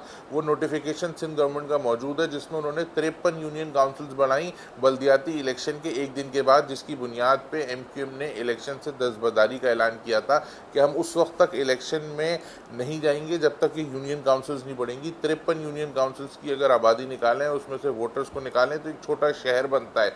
उन तमाम लोगों को डिसइनफ्रेंचाइज किया गया, उनको वोट डालने के राइट से महरूम रखा गया। जिस तरह का इलेक्शन हुआ आपने देखा कि एक यूनियन काउंसिल 90,000 वोटर पे थी और एक यूनियन काउंसिल 30,000 वोटर पे थी। तो ऐसा कैसे हो सकता है कि 90,000 लोग जो एक UC चेयरमैन इलेक्ट करें और 30,000 लोग भी एक UC चेयरमैन इलेक्ट करें और वो दोनों जाके जब मेयर के लिए वोट दें तो दोनों का एक एक वोट काउंट हो? ये खुली नाइंसाफ़ी है। इसको मुत्तहिदा कौमी मूवमेंट ने दुरुस्त कराया है। उसके बाद इस शहर की आबादी, इस शहर ब्यूरो ऑफ स्टैटिस्टिक्स की अपनी उन्होंने बैठ के इस बात को तस्लीम किया है कि हम इस शहर के 32,000 हाई राइजेस गिनना भूल गए थे। तो मुत्तहिदा कौमी मूवमेंट ने इस शहर की आबादी को सही तरह से गिनवाया है। हमारे रोजाना की बुनियाद पे लोग उनके साथ इन्वॉल्व थे और अभी भी इस शहर की आबादी को 1.5 करोड़ कम गिना गया है। उसके बाद आप अगर देखें कि इंटरमीडिएट में जो बच्चों के लिए आवाज उठाई तो हमारे MP अब्दुल वसीम ने असेंबली में आवाज उठाई। अगर आप मेरा सवाल ले लेंगे तो आप सवाल मेरा इस बात में ले लें कि जाहिर है आप जिस तरह से बात कर रहे हैं ये सारे इश्यूज अपनी जगह। अगर हम इस इशू के ऊपर अगर आएँ कि ये फंड्स रिलीज़ ना होने का मामला है। अब आप और मैं और हम सब कहीं ना कहीं टैक्स तो देते हैं, और जाहिर है ये आवाम की टैक्स का पैसा है जो हम इंफ्रास्ट्रक्चर या दीगर चीज़ों पे लगा रहे हैं। अब आवाम का राइट है कि उनको अगर फैसिलिटी का एक आसरा दिया गया है तो उनको वो आसरा मिले भी, और बेहतर अंदाज में बगैर किसी ख्वारी के मिले। अब इस पे क्या हो सकता है कि कोई ऐसा मौजूदा सूरत हाल में एज अ अपोजिशन आप लोग रोल अदा करें कि फ़ंड्स रिलीज़ हों। ये प्रोजेक्ट जो 2025 में ख़त्म होना था, चलिए 2025 के एंड तक ख़त्म हो जाए, कुछ तो हो। अगर 35% सिर्फ काम हुआ है तो ये तो फिर लंबा होता जाएगा काम। बिल्कुल आपकी बात दुरुस्त है। इसमें मैं आपको बड़ी कैटेगोरिकली दो बातें बताना चाहता हूँ कि ये तो एक प्रोजेक्ट है जो आपने, आपके कैमरामैन ने इस पर रिपोर्ट की, आप लोगों ने देखा, जनरल पब्लिक इससे डिस्टर्ब थी। ये ऐसे सैकड़ों प्रोजेक्ट्स मौजूद हैं कराची का कश्मोर जिनमें एलोकेशन हुई है लेकिन उसमें काम नहीं हो रहा। सबसे पहले एक रिपोर्ट इस पर भी करनी चाहिए कि कितना एलोकेटेड बजट का कितना बजट जो है वो कंज्यूम होता है, कितना बजट पे काम होता है। मसाइल अपनी जगह मौजूद है, पैसे एलोकेट हो जाते हैं, उसके बावजूद वो पैसे खर्च नहीं किए जाते। तो या तो ये कॉम्पिटेंस है या ये नियत का फुकदान है। आप मुझे बताएं कि हर प्रोजेक्ट पे कितने % कमीशन चल रहा है। बुढ़ा के पूछे ना इस ठेकेदार से कि भाई तुम कितना कमीशन दे रहे हो, क्या क्वालिटी लगाओगे। अगर 1 करोड़ के काम पे 60 लाख रुपए कोई कमीशन में दे देगा तो वो कैसे काम करेगा। अब बात करते हैं इसके सोल्यूशन पे जिस पे मुत्तहिदा कौमी मूवमेंट बात कर रही है। मसाइल तो शायद है, आपको भी पता है, हमें भी पता है। सोल्यूशन ये है कि जब तक आर्टिकल 140A की इम्प्लीमेंटेशन नहीं होगी, 18th अमेंडमेंट के बाद डेवोल्यूशन ऑफ पावर की बात की गई थी। डेवोल्यूशन ऑफ पावर का मतलब ये है कि जो इख्तियारात हैं वो निचली सतह तक मुंतकिल कर दिए जाएं। ये एक सक्सेसफुल मॉडल है जो पूरी दुनिया में है। उसके अलावा जब पाकिस्तान में कराची में हमारे दो अदवार थे जिसपे डॉक्टर फारूक सत्तार मेयर थे, मुस्तफ़ा कमाल साहब मेयर थे, तो दुनिया ने देखा कि किस तरीके से पाकिस्तान कराची दुनिया के तेज़ी से तरक्की करने वाले शहरों की फहरिस्त में आ गया था। आज इकनॉमिक इंटेलिजेंस यूनिट की रिपोर्ट है कि नॉन लिवेबल सिटीज़ जो हैं दुनिया के 5 उनमें कराची है। तो वो मॉडल सक्सेसफुल मॉडल था। आर्टिकल 140A को इम्प्लीमेंट होना चाहिए, इख्तियारात जो हैं वो निचली सतह तक मुंतकिल होने चाहिए। और हमारा जो ये 18th अमेंडमेंट है उसकी असल रूह भी डेवोल्यूशन ऑफ पावर है, लेकिन अनफॉर्चुनेटली जो चारों सूबों के वजीर आला हैं उन्होंने अकोमोलेशन ऑफ पावर करके वो सारे इख्तियारात अपने पास ठीक है। अगर इख्तियारात निचली सतह तक नहीं आएंगे तब तक ये मामला नहीं होगा। ठीक हो गया। Thank you very much Tahir Ahmed Khan साहब, बहुत शुक्रिया आपका भी, और तला मखदूम आपका भी बहुत शुक्रिया कि आपने रिपोर्ट किया हमें साइड से। इस वक्त कराची के इंफ्रास्ट्रक्चर की सूरत हाल पे हम बात कर रहे थे। आई डोंट नो कि क्या कौन किसको मौजूदा इल्ज़ाम ठहरा रहा है, लेकिन at the end of the day public suffer कर रही है, ये सबसे बड़ा प्रॉब्लम है। ब्रेक लेंगे, ब्रेक के बाद वापस आएंगे।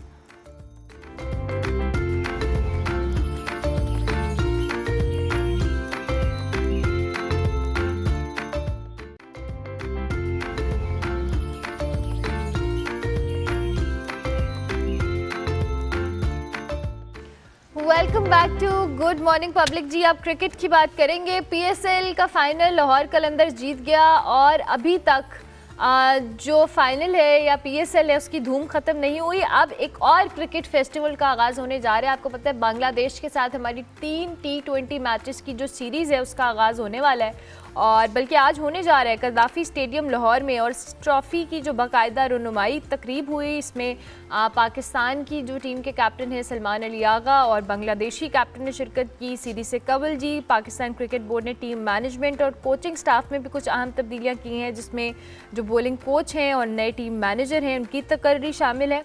और लेकिन दूसरी जानिब अगर बात की जाए तो पाकिस्तान को जहाँ पे फास्ट बॉलर वसीम जूनियर की इंजरी का सामना है, वहीं पर जो बांग्लादेश के अंदर उनके जो अहम बॉलर हैं मुस्तफ़ीज़ रहमान, उनकी जो गैर मौजूदगी है वो भी एक मसला है बांग्लादेश साइड के लिए।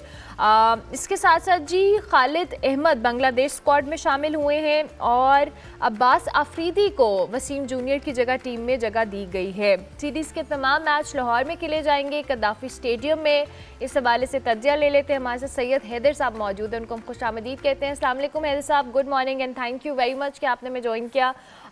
क्रिकेट फेस्टिवल अपने पीक पर है and we are actually loving it. हमें बहुत अच्छा लग रहा है कि पाकिस्तान के अंदर back to back cricket activities हो रही हैं। PSL के बाद अब ये नई सीरीज़ है। पहले तो मैं पाकिस्तानी टीम के ओवरऑल कॉम्बिनेशन पे और वसीम जूनियर की इंजरी पे बात करूँगी। टीम कैसी है जी हमारी? एक टीम बहुत अच्छी है। उसमें आपके 3 जो आपके मेन प्लेयर्स थे पिछले 1-2 साल में, वो टीम में नहीं है। मोहम्मद रिजवान नहीं है, बाबर आजम नहीं है, शाहिन शाह अफरीदी नहीं है। लेकिन दूसरी तरफ देखें तो टीम काफ़ी बैलेंस है। बॉलर्स भी हैं, इसमें बैटर्स भी हैं। लेकिन डिपेंड करता है कि आप वो परफॉर्म कैसे करते हैं। साइम अय्यूब है, उनसे बड़ी उम्मीदें हैं। PSL में वो अच्छा नहीं खेल पाए। अब उनको अपनी फॉर्म कंटिन्यू करनी चाहिए, अपना रिकवर करनी चाहिए। हसन नवाज को अपनी फॉर्म कंटिन्यू करनी चाहिए। फिर शादाब खान है, वो अच्छी बॉलिंग और बैटिंग कर सकते हैं। यानी टीम जो है बैलेंस है। बस एक चीज़ जिसको हमें समझने की ज़रूरत है वो ये कि इंटरनेशनल क्रिकेट कुछ और होती है और एक फ्रेंचाइज क्रिकेट या डोमेस्टिक क्रिकेट जो है वो कुछ और होती है। प्रेशर अलग होता है, उसका एनवायरनमेंट अलग होता है। ठीक है, ये पाकिस्तान में सीरीज़ हो रही है लेकिन फिर भी इंटरनेशनल क्रिकेट है, तो प्लेयर्स के पास अपॉर्चुनिटी है। जो नए प्लेयर्स हैं उनके पास अपॉर्चुनिटी है कि वो अपने आप को यहाँ पे प्रूव करें, मौके से फ़ायदा उठाएं और अपनी बैटिंग में, बॉलिंग में परफॉर्मेंस दें ताकि उनकी जगह सीमेंटेड हो सके आगे जाके। तो पाकिस्तान टीम भी बैलेंस है। बांग्लादेश की टीम अगर आप देखें तो लास्ट सीरीज़ जो है UAE के साथ वो मैच हार गए थे, तो वो उस ट्रैक पे नहीं है जैसे कि वो थे आज से 2 साल पहले जब पाकिस्तान को उन्होंने टेस्ट सीरीज़ में शिकस्त दी थी। तो पाकिस्तान टीम जो है इन ऑल जो है वो नज़र आता है कि बांग्लादेश से काफ़ी अच्छी है, स्ट्रॉन्ग है, होम क्राउड है, होम ग्राउंड है। तो सारी चीज़ें पाकिस्तान के साथ हैं। अब डिपेंड करता है कि प्लेयर्स जो हैं ऑन द डे कैसा खेलते हैं। ऑन द डे कैसा खेलते हैं। अच्छा जी, अब ये आपने बात बड़ी इंपॉर्टेंट की हैदर साहब के जो फ्रेंचाइज क्रिकेट होती है, जो लीग्स होती हैं, उनका प्रेशर बड़ा डिफरेंट होता है और इंटरनेशनल क्रिकेट का बहुत डिफरेंट होता है। दो कि आपने रिजवान, शाहीन और बाबर का जिक्र किया, वो टीम में नहीं है, तो क्या आप समझते हैं कि सलमान अली आगा की कैप्टनसी के अंदर ये प्रेशर कहीं ना कहीं टैकल होगा? और ज़ाहिर है एक बांग्लादेश की स्ट्रॉन्गर साइड टीम है, ऐसा नहीं है कि वो भी कहीं तौर पे कम है। तो पाकिस्तानी टीम के लिए इस प्रेशर को टैकल करने के लिए what do you think, what will be the strategy? देखिए, स्ट्रेटजी वेरी क्लियर जो है, एग्रेशन आपको अपनाना पड़ेगा। देखिए, T20 क्रिकेट हो या वनडे क्रिकेट हो और या टेस्ट क्रिकेट हो, सब में इस वक्त एग्रेशन है। और मॉडर्न डे क्रिकेट यही है कि आप अपना एग्रेशन शो करें और अपने आप को जो है इस्टेब्लिश करें एग्रेशन के ज़रिए। तो पाकिस्तान टीम को चाहिए कि बजाय इसके डिफेंसिव मूड में जाए। सलमान अली आज कुछ ऐसे कैप्टन हैं कि वो डिफेंसिव मूड में रहते हैं ज़्यादा, और वो कोशिश ये करते हैं कि कम स्कोर में आउट करने के लिए वो बॉलर्स को जो है ज़्यादा प्रेशर नहीं डालते हैं कि कहाँ पे बॉलिंग करनी है। तो बहुत ही एक कूल माइंडेड कैप्टन है सलमान अली आगा। लेकिन सलमान अली आगा को यकीनी तौर पर ये जहन में ज़रूर होगा कि बाबर आजम नहीं है और रिजवान नहीं है। 2 ऐसे खिलाड़ी हैं जो पाकिस्तान टीम की बैकबोन रहे हैं हमेशा, और उन्होंने परफॉर्म भी किया। जाहिर सी बात है, रिजवान जो है नंबर 1 पाकिस्तान की T20 बैटर रहे हैं, बाबर आजम रहे हैं। तो ये सारी चीज़ें माइंड में होंगी। फिर नए कोच आ गए, माइक हैसन, तो एक कोऑर्डिनेशन जो है टीम का माइक हैसन के साथ बनना ये भी बड़ा ज़रूरी है कि माइक हैसन जो है उनको कैसे गाइड करते हैं। क्योंकि अभी तक आकिब जावेद थे, आकिब जावेद जो है ज़ाहिर है पाकिस्तानी थे, लैंग्वेज का भी प्रॉब्लम नहीं था, अपना माहौल को समझने का भी कोई प्रॉब्लम नहीं था। अब माइक हैसन है, वो कैसे इसको हैंडल करेंगे, ये बड़ी अहम चीज़ होगी। फिर माइक हैसन के लिए मशहूर ये है कि माइक हैसन जो है वो इंटरफेरेंस बर्दाश्त नहीं करते हैं किसी भी चीज़ में। यानी इवन वो टीम में भी तब्दीलियाँ उन्होंने करवा दी। वो कुछ प्लेयर्स को जो है उन्होंने शामिल कराया, कुछ को उन्होंने ड्रॉप करा दिया। पाकिस्तान के सेलेक्टर्स या सिलेक्शन कमेटी उनको शामिल करना चाहती है, लेकिन माइक हसन ने कहा कि नहीं, इनको नहीं मैं लूँगा। तो माइक हसन जो है वो ऐसा लगता है कि एक नए मिकी आर्थर होंगे पाकिस्तान क्रिकेट के कोच, और मिकी आर्थर ने कहा भी है। तो सारी चीज़ें जो हैं वो अगर आप देखें तो आपको इन फ्लैश ऑफ एन आई ऐसा लगता है कि पाकिस्तान टीम जो है ना एक बिल्कुल नया अपना दौर शुरू कर रही है। सीनियर प्लेयर्स नहीं है, कोच नया है और स्ट्रेटेजी भी नई होगी। तो सारी चीज़ें आपको नई नज़र आएंगी आज के मैच में। अच्छा हैदर साहब, पहले हमने देखा है कि कुछ जब इंटरनेशनल कोचेस पाकिस्तानी टीम के साथ एसोसिएटेड रहे हैं तो कुछ अच्छे नोट के ऊपर चीज़ें नहीं हुई हैं, just because of the interference और वो जो एक प्रेशर है, और वो बहुत सारे लोगों ने टैकल नहीं किया। और लास्ट टाइम जो हमने एक एपिसोड देखा that was not very good for Pakistan cricket. जो कि एक अच्छा इंटरनेशनली भी मैसेज नहीं गया। ये जो इंटरफेरेंस का मामला है, डू यू थिंक कि जो मैनेजमेंट में कुछ चेंजेस हैं और उसके अलावा वैसे भी जो इंटरफेरेंस ना होना ये अच्छा रहेगा, क्योंकि माजी में कुछ अच्छे एक्सपीरियंसेस नहीं हैं हमारे इंटरनेशनल कोचेस को लेकर? जी बिल्कुल सही बात है आपकी, इंटरफेरेंस होती रही है और जो फॉरेन कोचेस थे, जाहिर है फॉरेन कोचेस के काम करने का अंदाज बिल्कुल अलग होता है। फॉरेन कोचेस जो है वो अपने एक पीरियोडिक टेबल पे काम करते हैं, उनका एक प्रोटोकॉल होता है, उसके हिसाब से चलते हैं। और पाकिस्तानी जो कोचेस होते हैं वो मैं एक आसान ज़बान में कहूँ तो वो सिर्फ जो है शॉर्टकट अपनाते हैं, शॉर्टकट के ज़रिए काम करने की कोशिश करते हैं। जबकि जो फॉरेन कोचेस होते हैं इनका एक प्रोटोकॉल होता है पूरा डे का, पूरा अपना एक सेशन का, तो उसके अकॉर्डिंग टू सेशन चलते हैं और सेशन वाइज काम करते हैं। तो ये बड़ा डिफरेंट, हमारे पाकिस्तानी प्लेयर्स को आदत पड़ी हुई है शॉर्टकट की, क्योंकि हम डोमेस्टिक से, हमारे प्लेयर्स सही बात है डोमेस्टिक से आते हैं, तो डोमेस्टिक में शॉर्टकट का एक सिस्टम है। पूरे पाकिस्तान में आप देखें हर चीज़ में एक शॉर्टकट का सिस्टम बना हुआ है। तो फॉरेन कोचेस जो है वो इस पे काम नहीं करते हैं। फॉरेन कोचेस जो हैं वो एक लॉन्ग सेशन पे काम करते हैं। तो ये चीज़ें जो है कॉन्फ्लिक्ट करती हैं फिर पाकिस्तानी सिस्टम से। फिर सेकेंडली ये होता है हमारे यहाँ एक मैच टीम हारती है तो पूरा मीडिया, पूरे अखबार, newspaper, TV, everyone, social media सब पीछे पड़ जाते हैं, कैसे हार गए कैसे हार गए। तो दूसरे मुल्कों में से जहाँ से ये फॉरेन कोचेस आते हैं वहाँ एक तो ये क्रिकेट जो है वो एक सेकेंडरी गेम है, फर्स्ट गेम नहीं है, ये हमें ख्याल रखना चाहिए। पाकिस्तान में जब वो कोचिंग करते हैं तो वो उनके माइंड में यही होता है कि हम जो कुछ कर रहे हैं वो हमारी हद तक है, लेकिन पाकिस्तान में ऐसा नहीं है।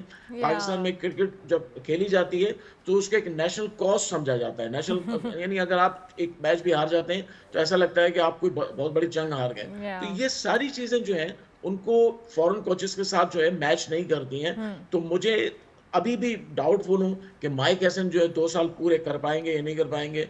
It's a big question on the mic Hesson. Okay अच्छा ठीक है। इसके साथ साथ हमने पीएसएल में देखा था अभी लास्ट मैचेस के अलावा जब रिज्यूम हुआ क्राउड कुछ इतना अच्छा नहीं हमें देखने को मिला था पहले स्टेडियम्स में।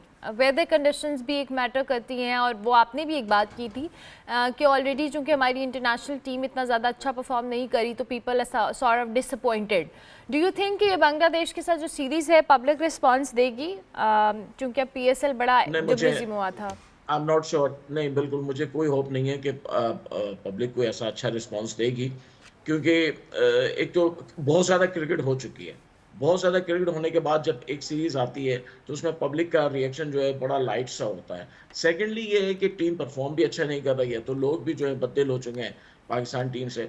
तीसरी बात ये है बांग्लादेश कोई इतनी बड़ी टीम नहीं है। अगर ऑस्ट्रेलिया, इंडिया या इंग्लैंड वगैरह होते पॉसिबली कि पब्लिक आती देखने के लिए। अब चूँकि बांग्लादेश खुद भी पाकिस्तान के लेवल की टीम है, वो पाकिस्तान 8वें नंबर पे, वो 7वें नंबर पे हैं, तो इसलिए मुझे नहीं लगता कि पब्लिक कोई बड़ा रिस्पांस देगी। थोड़े बहुत लोग आएंगे जो वाकई क्रिकेट देखना चाहते हैं या एंजॉय करना चाहते हैं स्टेडियम में आके, अदरवाइज कोई बिग क्राउड आज होने वाला नहीं। ठीक है। और in the end Bangladesh squad के हवाले से उनका आपको स्क्वाड कैसा लग रहा है? जब आपने अपनी साइड की बात की है तो मैं चाहूँगी एक ओवरव्यू उस हवाले से भी दीजिएगा। देखिए वो उनका जो स्क्वाड है वो काफ़ी डिस्टर्ब है, क्योंकि उनके सोमिया सरकार नहीं है, फिर आपने खुद बताया मुस्तफिजुर रहमान नहीं है, फिर उनके 2-3 प्लेयर्स जो हैं वो टीम छोड़ चुके हैं। शकीबुल हसन छोड़ गए हैं, मुशफिकुर रहीम छोड़ गए हैं। तो लिटन दास जो है खुद जो कैप्टन है वो बड़ा अच्छा, काफ़ी अरसे से एक साल से बड़ी अच्छी बैटिंग कर रहे हैं। तो टीम ज़्यादा उन पर डिपेंड करेगी। बॉलिंग उनकी जो है काफ़ी कमज़ोर है, बैटिंग उनकी मिली जुली है, हो सकता है कुछ परफॉर्म कर लें, लेकिन ज़्यादा कोई इतनी स्ट्रॉन्ग टीम नहीं है बांग्लादेश की कि हम कह सकें कि पाकिस्तान को हार्ड टाइम दे सकेगी। आई थिंक कि पाकिस्तान के लिए सीरीज जो है लाइटर नोट पे रहेगी। ठीक हो गया, thank you very much Haider साहब, बहुत शुक्रिया कि आपने इस हवाले से भी बताया। सैयद हैदर हमारे साथ मौजूद थे। Pakistan versus Bangladesh 3 T20 matches की सीरीज़ आज से लाहौर के कद्दाफी स्टेडियम में स्टार्ट होने वाली है। Let's hope for the best ही कि अच्छा परफॉर्म करे। अभी पीएसएल की एक हाइप है और लोगों ने पीएसएल को एंजॉय भी बहुत किया रिज्यूम होने के बाद भी। सो अच्छा क्रिकेट अगर देखने को मिलेगी तो definitely it will be a treat. मुझे ब्रेक पर जाना है, लेकिन ब्रेक पर जाने से पहले हम ज़रा किचन का रुख कर लेते हैं, चूँकि अच्छा ठीक है ओके, हम ब्रेक ले लेते हैं, ब्रेक के बाद वापस आते हैं और फिर हम किचन में चलते हैं जहाँ पे शेफ़ साइमा बशीर हमारे साथ मौजूद होंगी।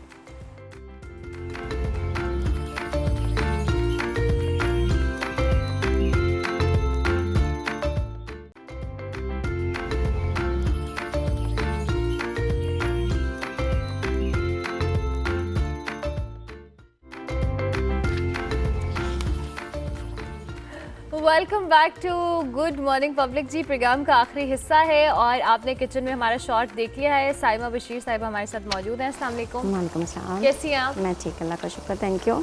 मुझे आपकी बिल्कुल आवाज़ नहीं आ रही है। आप थोड़ा नहीं माइक में आ रही है, आपकी आवाज़ मेरे तक नहीं पहुंच रही है। अच्छा। तो मुझे ये बताइए क्या बना रही है आज? मैं आज चिकन कढ़ाई बना रही हूँ। चिकन कढ़ाई बना रही है, हाँ हमें जी। रेसिपी भी बताएं। जी, सबसे पहले मैंने चिकन को डीप फ्राई किया ऑयल में और उसके बाद जिंजर गार्लिक पेस्ट और लहसुन के उसके साथ टमाटो के साथ मैंने इसको फ्राई किया।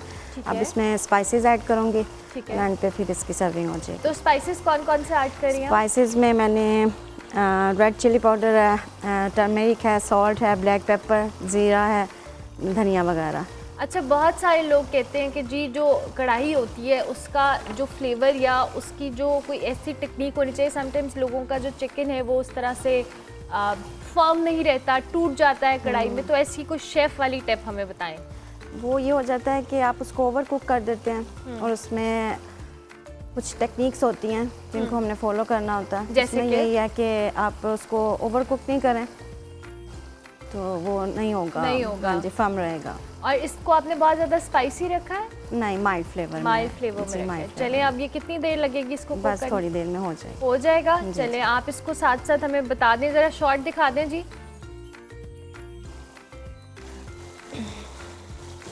ये ऑलमोस्ट डन है बस। चलें, ठीक है। Thank you very much Saima साहिबा, बहुत शुक्रिया आपका भी। प्रोग्राम का वक्त खत्म हुआ। इंशाल्लाह मेरी आपसे मुलाकात होगी कल। फीडबैक आपने सोशल मीडिया हैंडल्स पे लाजमी देना है और आपको पता होना चाहिए कि आज आपने सेलिब्रेट करना है क्योंकि आज छुट्टी है बहुत सारे लोगों को। कल मिलूंगी, तब तक के लिए अल्लाह हाफ़िज़।